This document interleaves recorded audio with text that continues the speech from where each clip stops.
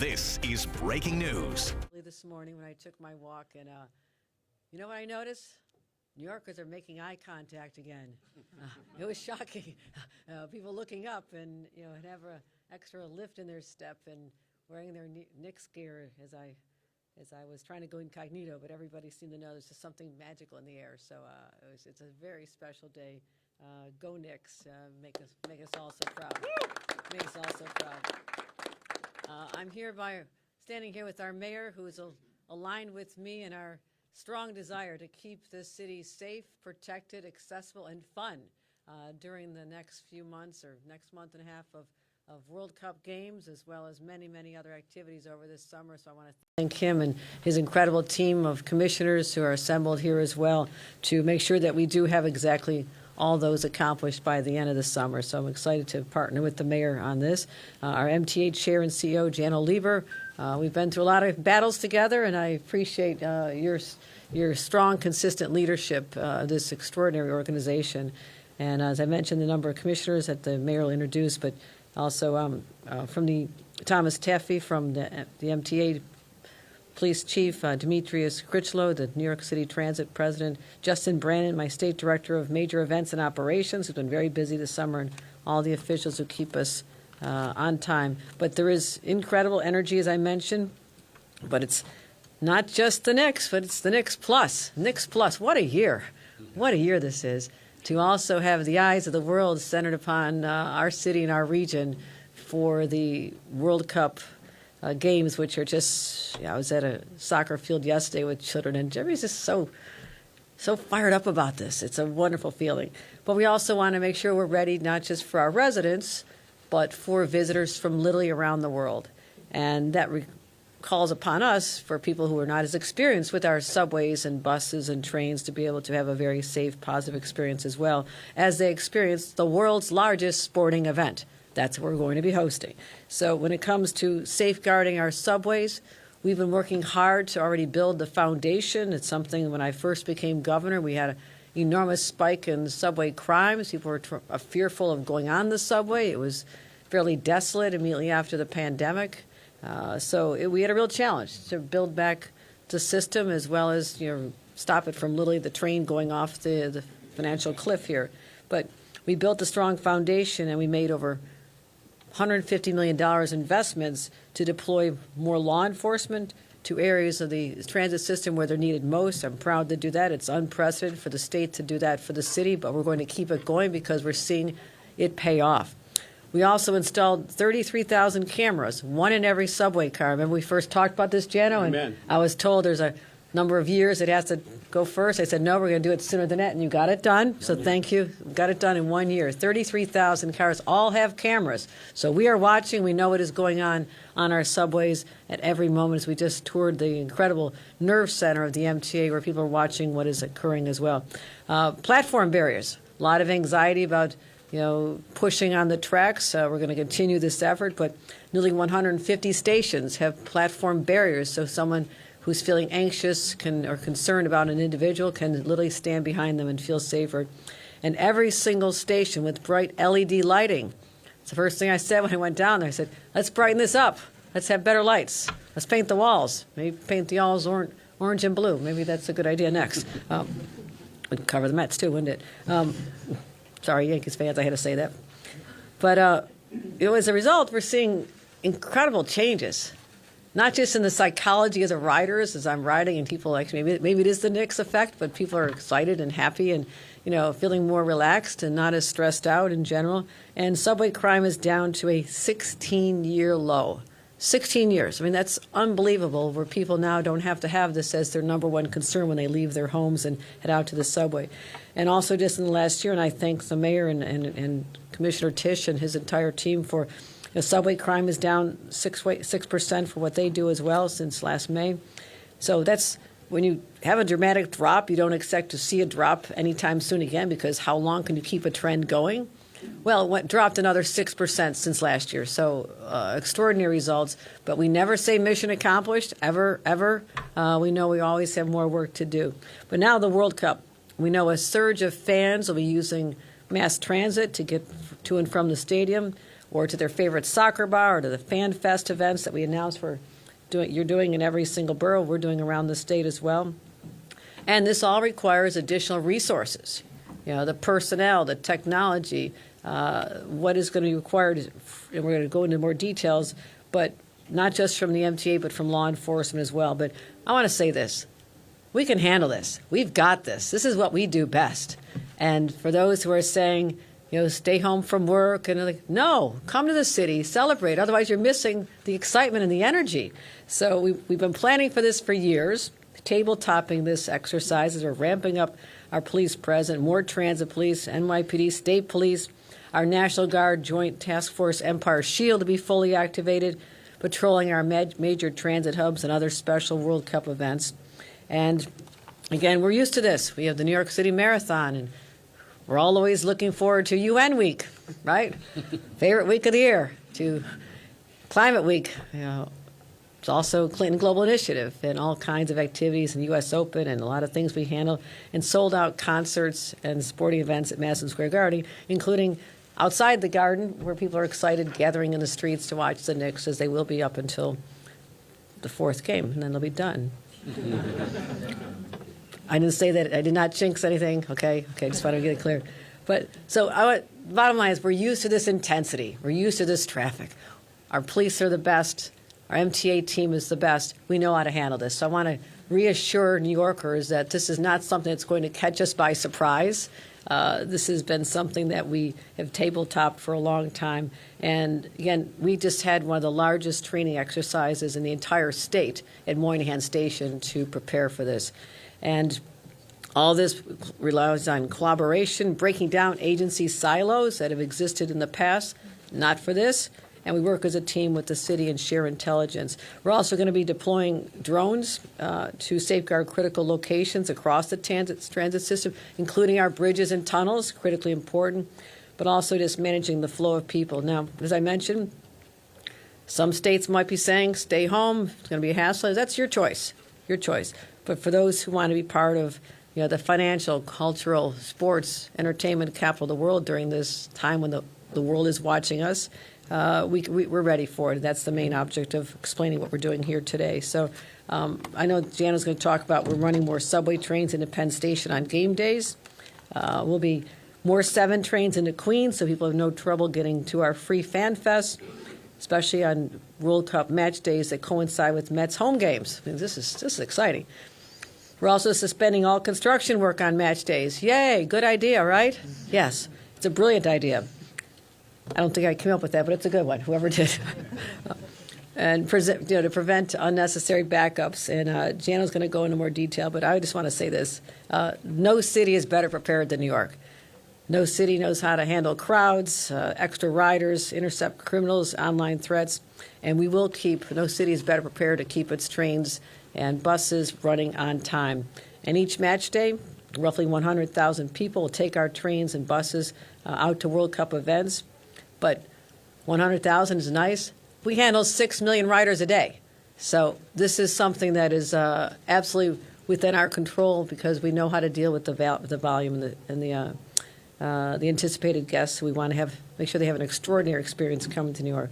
So we have the premier athletes on the field, the premier law enforcement teams right where they need to be, all of them protecting us. And so I'm fired up. I'm excited about this. I'm a huge sports fan, whatever it is. If there's a ball involved, I love it. And so we are excited, New Yorkers, and I just want to say I feel so proud to be standing with this team behind me that knows how to handle this, and people are going to walk away from this experience saying, yes, New York got it right. New York is the World Cup. Let me introduce our next speaker, our mayor, who's been joined at the hip with our teams to make sure that this is also wildly successful as a lifelong, diehard soccer fan. Correct, Mayor? Yes, thank you very much, Governor. Good morning, everyone. Good morning. Let's go Knicks. What an incredible game last night. I appreciate everyone still being here this morning. So I want to say thank you to MTA and MTA Chair Janno Lieber for hosting us today. Thank you to be here alongside so many partners in government, including Governor Kathy Hochul, who I'm proud to work with as we ensure that this event proceeds not only safely but seamlessly.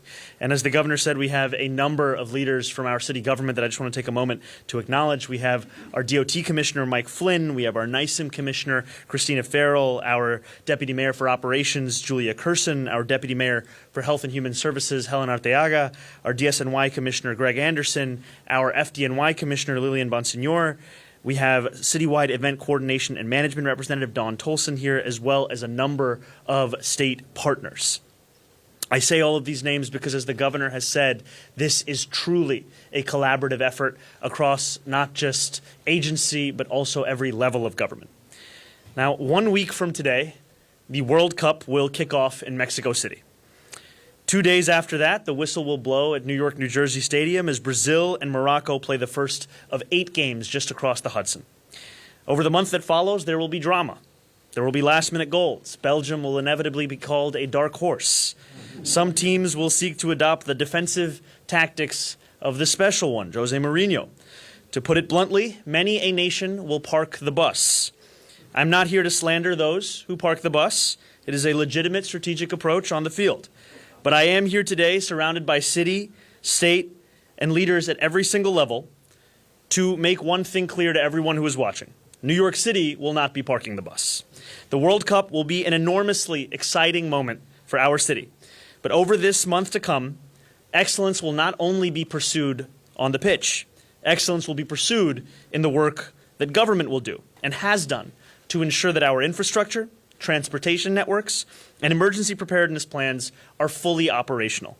For the past month, countless agencies, city leaders, and city workers have been meeting, planning, and preparing for the World Cup. We are ready for this moment because we are New York. We know, as the governor said, how to put on big events. From the Macy's Thanksgiving Day Parade to the NBA Finals, let's go Knicks, to the UN General Assembly. We have done it before, and we will do it again. As we look forward to a summer of activity and celebration, I want to share with New Yorkers what to expect and to ask New Yorkers to take a few straightforward steps to help keep our city moving. First and foremost, New Yorkers should plan for increased congestion and traffic delays, especially in Manhattan, where there will be some altered street and bus routes in Midtown specifically.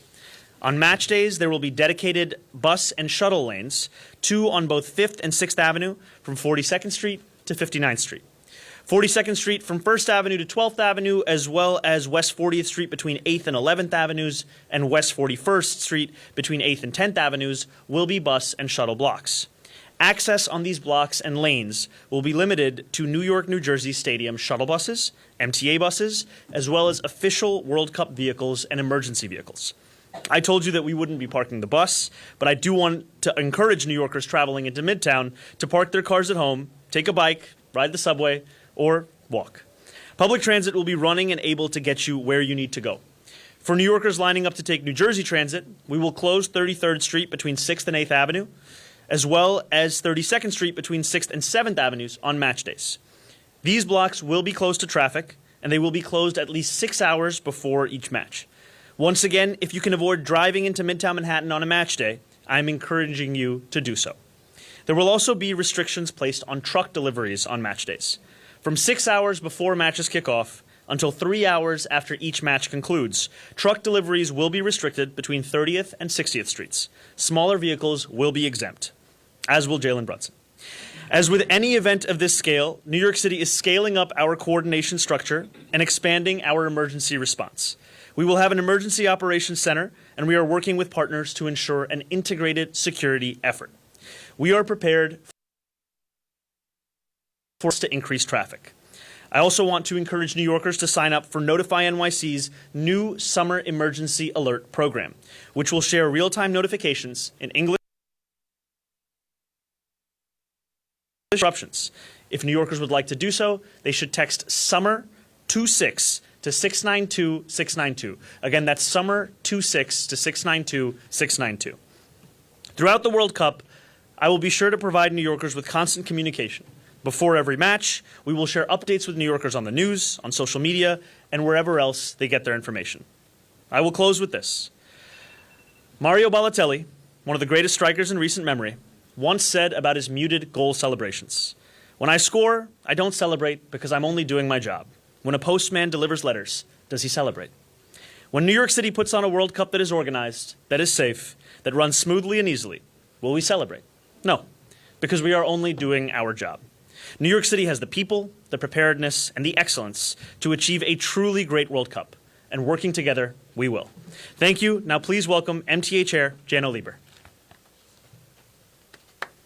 Thank you, Mayor. Thank you, Mayor. Thank you, Governor Hochul.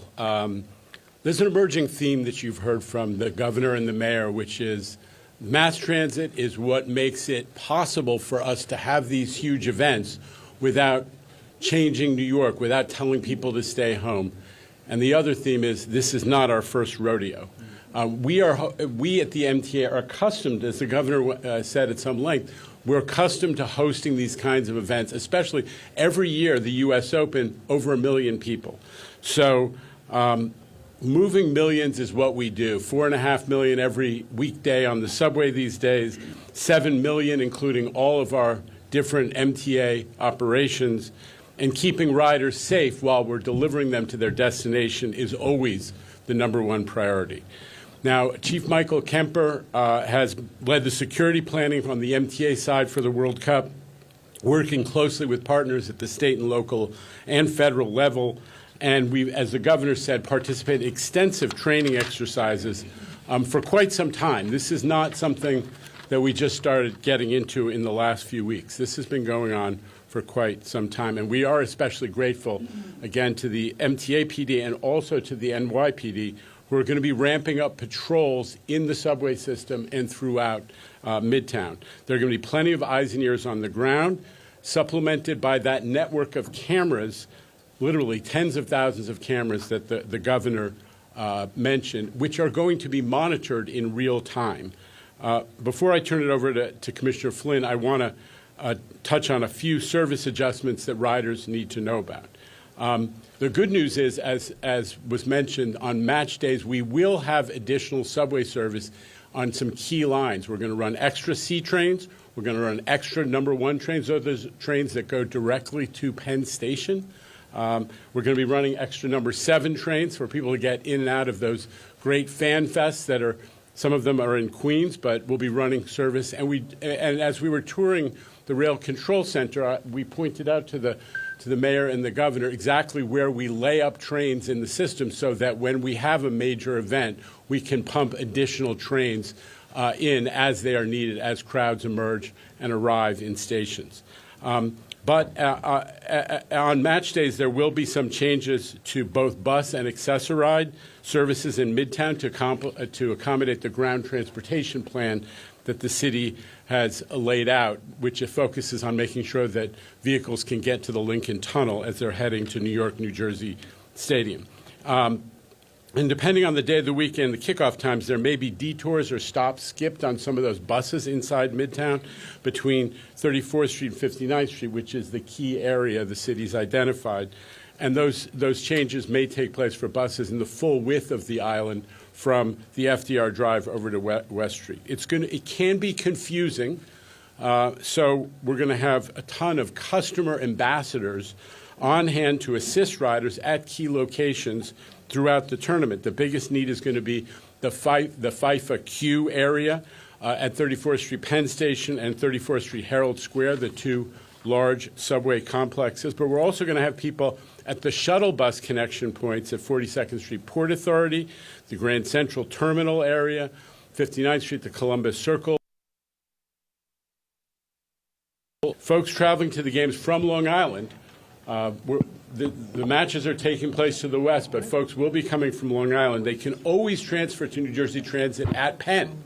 The MTA's portion of the station, this is important, the MTA's portion of the station will not be closed. It's going to be regular service for Long Island Railroad and subway customers into Penn, even on match days.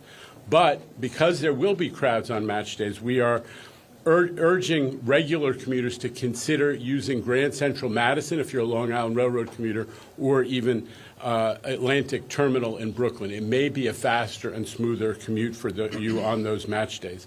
The Train Time app and the MTA app, which are widely used by our customers, are going to have all the latest service information. Like I said, I'm confident that the MTA team is up to the task. New York always has a buzz. There is a greater buzz. It's the Knicks, but it's also this amazing World Cup excitement. We're all feeling it, and we're ready to go. So with that, let me turn it over to DOT Commissioner Mike Flynn.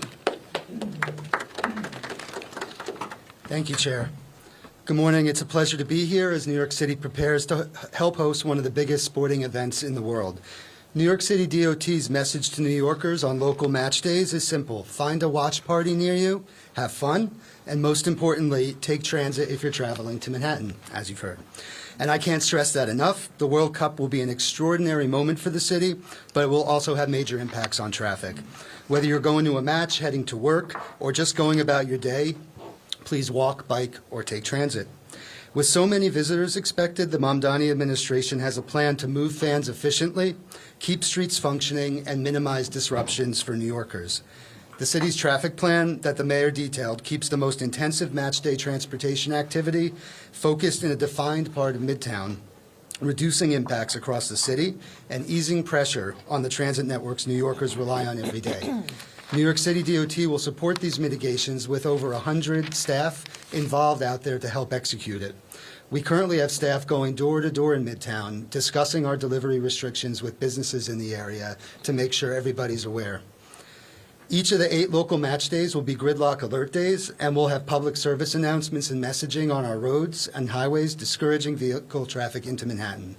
We'll also have staff in our traffic management center monitoring Midtown conditions and adjusting traffic signals in real time to help keep people moving. And while these plans are focused on the World Cup, New York City DOT is using this special moment to deliver permanent upgrades that New Yorkers will benefit from long after the final whistle. These include street upgrades that help keep everyone safe, like expanded sidewalks and bike lanes across Manhattan, and improved access to the Brooklyn Bridge. It also includes in Queens, where we're adding a new bus lane to improve bus service from LaGuardia Airport. Thank you to all of our partners who've helped make these plans a reality. The city's ready for this moment, and DOT is ready to do our part to help keep New York City moving. Take transit, enjoy the World Cup, and let the games begin. Next, I'd like to invite up New York City Emergency Management Commissioner Christina Farrell.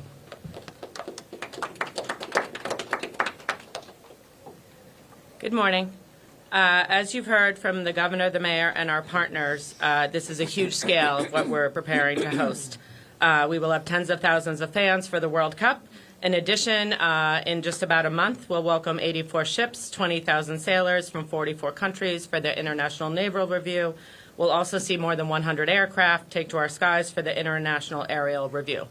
Of course, this is on top of all the traditions we already look forward to each year: fireworks, concerts, parades, pool days, and beach visits that make the summer in New York unlike anywhere else.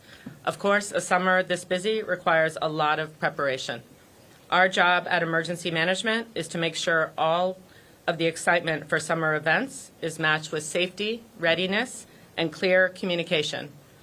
Over the past year, we've been planning for this moment with our city, state, and federal partners.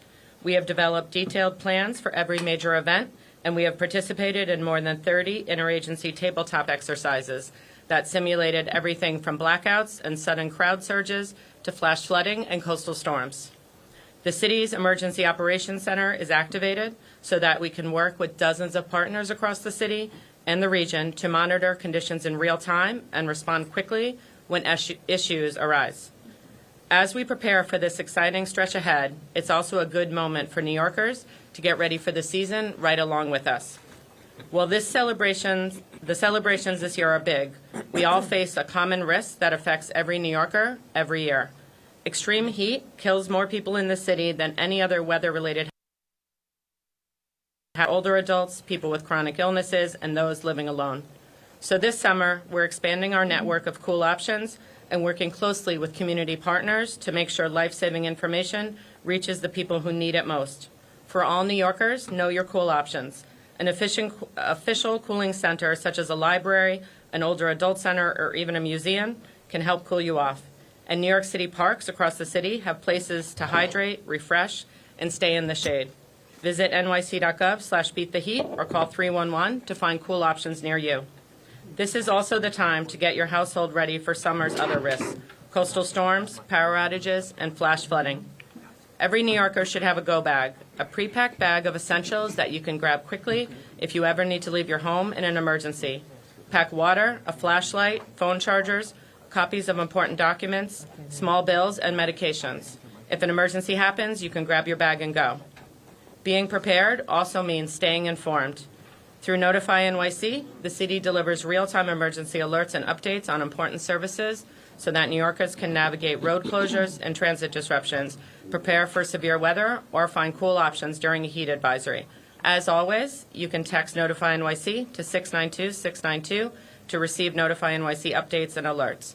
As the mayor mentioned, this summer, we're making it even easier for New Yorkers and visitors to stay in the know through this season's major events with a one-stop shop for summer updates. Text Summer26 to 692-692 to get alerts on World Cup events and summer-specific updates. They are also available in Spanish and French.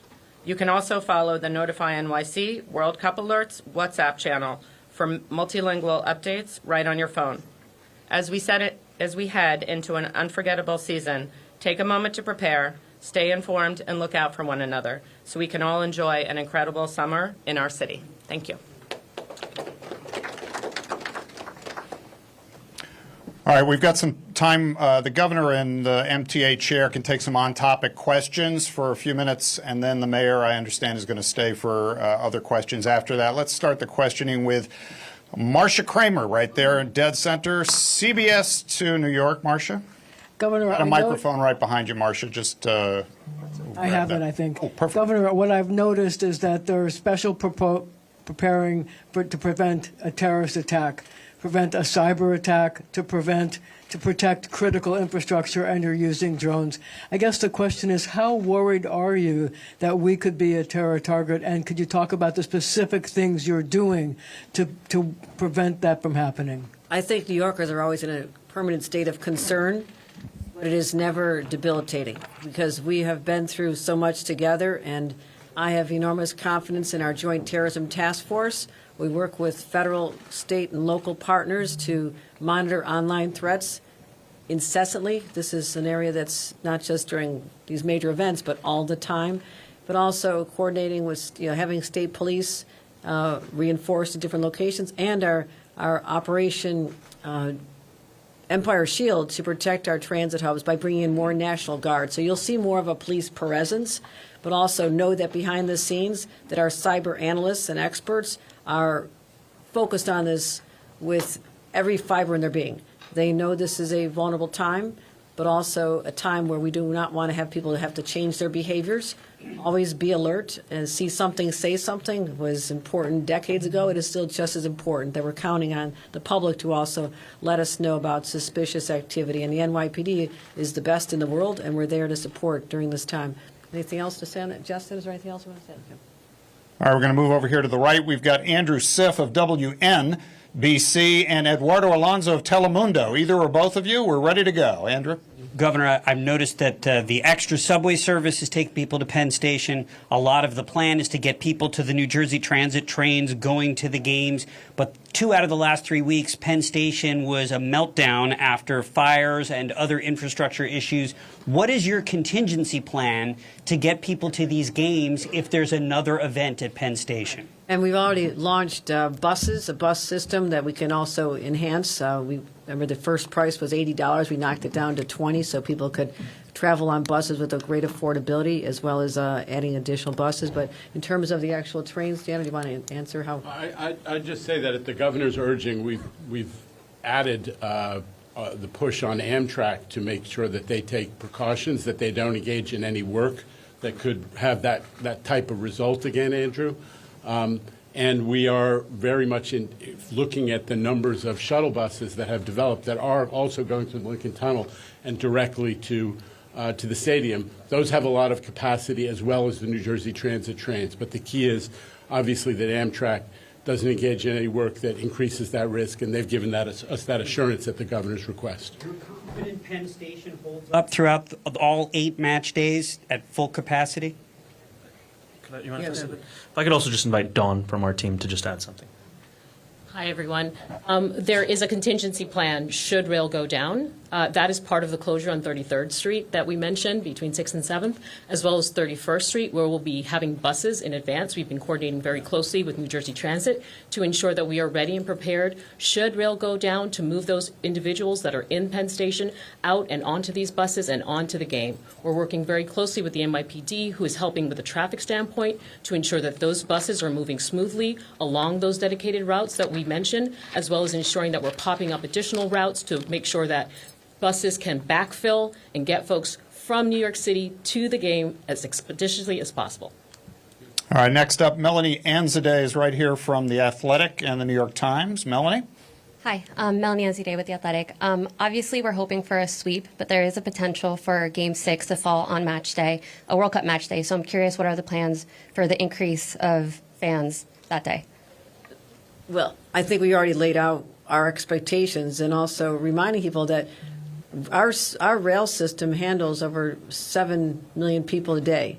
And so adding another 100,000 or so is actually probably getting us back to more of our pre-pandemic numbers, right, Jenna? We have the capacity to handle this. And this is part of the exercises that have been going on. I don't think a year ago when we started doing these exercises, we anticipated the Knicks to be where they are, but here they are. This is exciting. And so I think it's just all we'd be asking for, we know how to do our jobs. We know exactly everybody has a role to play to make sure this is successful. We also ask for the public to be patient. You will see more traffic and maybe some more delays and some frustration, but try to turn that into a sense of celebration that where else would you rather be than right here, right now, as one of my favorite coaches used to say, because this is extraordinary. We are venturing into something that we've never done before. This is the largest sporting event in history. We'll be here. We have, the excitement around the Knicks, probably done by the 6th game, but if your hypothesis is correct that there's a 6th game, this is what we live for. This is what New York does best. Just we ask for people to say, this is fun, it's exciting, sorry for the inconvenience, but you're part of making history.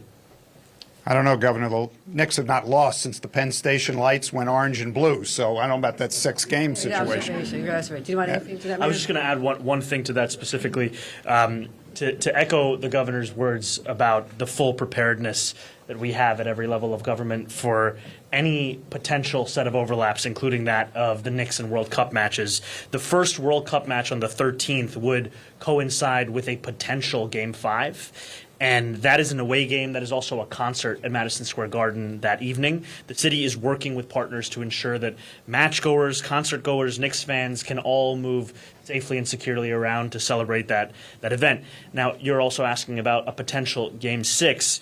This is a home game. This would take place after the 3 p.m. kickoff of the World Cup match. Luckily, that means that there's some time between Penn Station closures ending and tip-off of that potential game.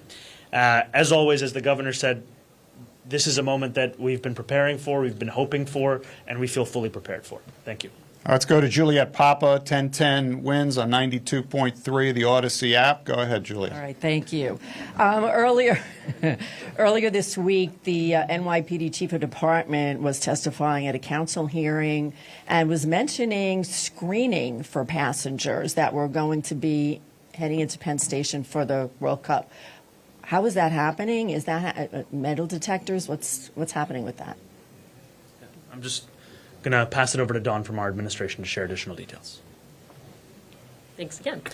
Yes, they are going to be screening not only there, but also at the bus locations, shuttle bus pickup locations at Columbus Circle, at Grand Central, Port Authority. And so they are working with those organizations and entities, working directly with counterterrorism and the NYPD to make sure that whatever screening is required from a counterterrorism standpoint is being enforced in those locations. So what does that mean, monitoring or physical metal detectors that are going to be set up? How does that work? I don't know the exact system that they're going to be using. I do know that it was more than likely going to be magnetometers, that type of screening. It's going to be more detailed than just a bag check.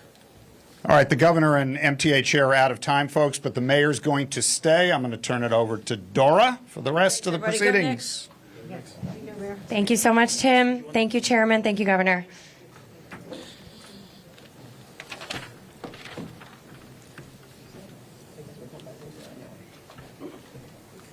All right, we have time for just a few off-topic questions. We're going to start over here with New York 1. Samantha, go ahead. Yes. Your Charter Commission is meeting for the first time today. Thank you.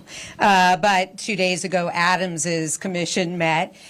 Do they still have legal standing, and are you planning on taking any legal action against that commission? First, I would just say that the offer that we've made to Wemby still stands for the Charter Commission meeting. We'd love to hear his thoughts and engagement on that. Second, we are fully confident that the actions we've already taken have rendered any pre-existing commission's legal standing to be one that cannot continue. When it comes to tonight and our Commission on Government Efficiency, or COGE, they will be meeting for the first time as we take on the tall order of looking through how our city government functions and how we can find efficiencies within that functioning. Next week, we will be holding 3 public hearings where New Yorkers can deliver their testimony. And the focuses that we're looking at are streamlining government for infrastructure projects and public realm improvements, streamlining government for small business and community organizations, and modernizing government and streamlining government technology. Did you have the second question, Samantha? I do. Actually, yes.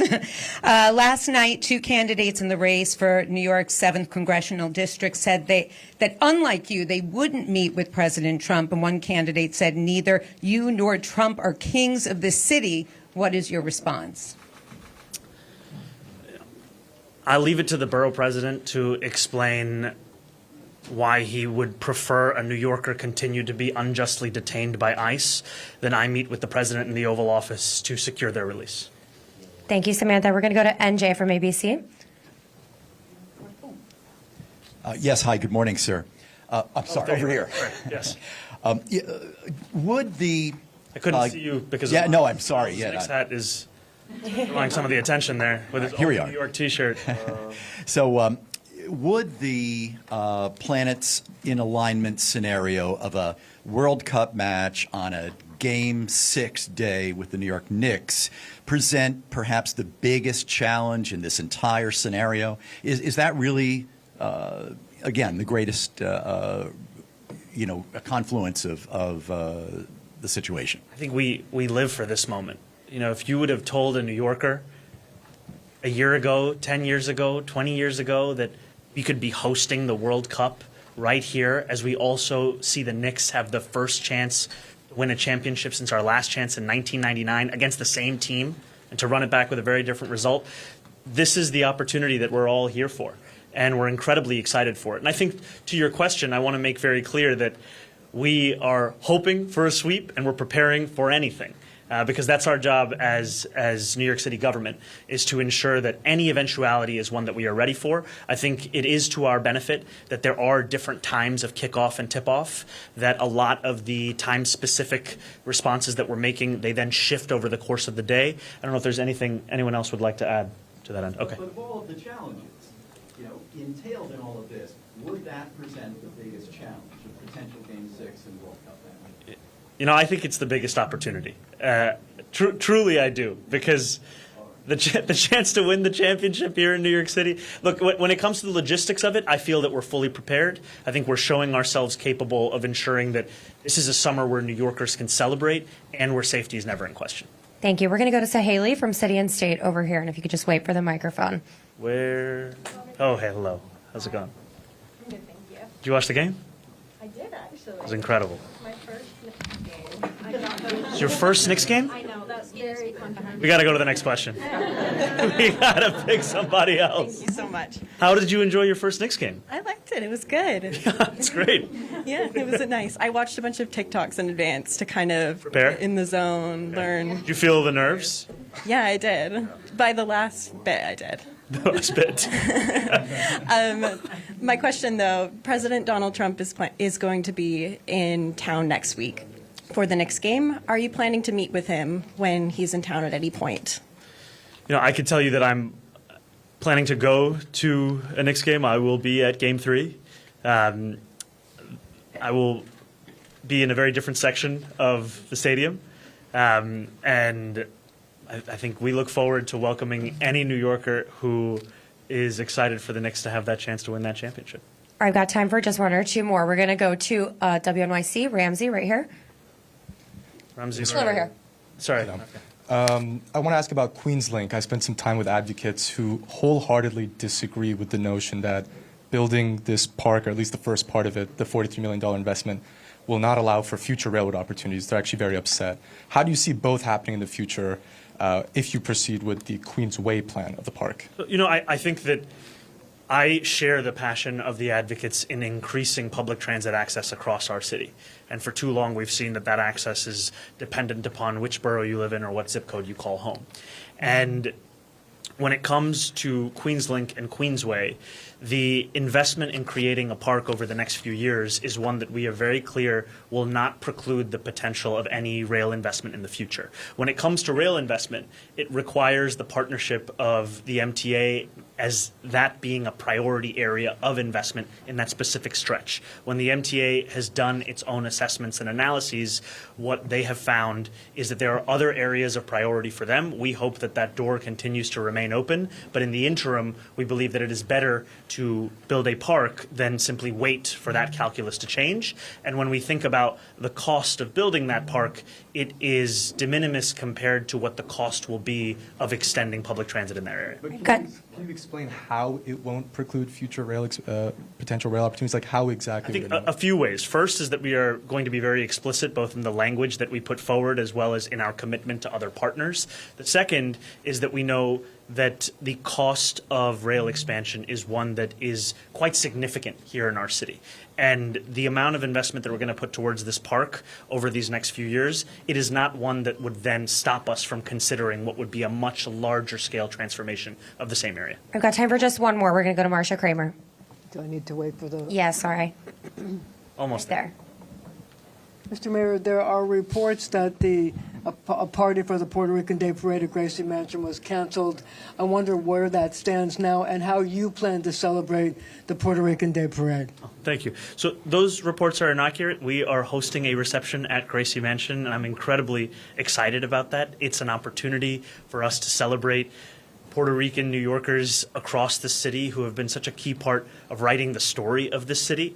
And it's also part of a weekend where so many New Yorkers, including myself, look forward to the parade as a moment of joy, a moment of celebration, and we're very excited to be one part of that. If you could just indulge me, also people who are looking forward to getting tickets to the World Cup from New York City are wondering when they're going to hear. Maybe you could help them find out when that's going to happen. Yes, that's going to be this week.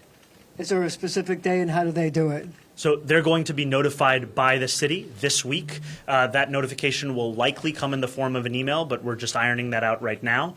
And we're incredibly excited about this because, as you know, it will mean 500 New Yorkers getting the chance to buy a ticket for themselves and one person of their choosing.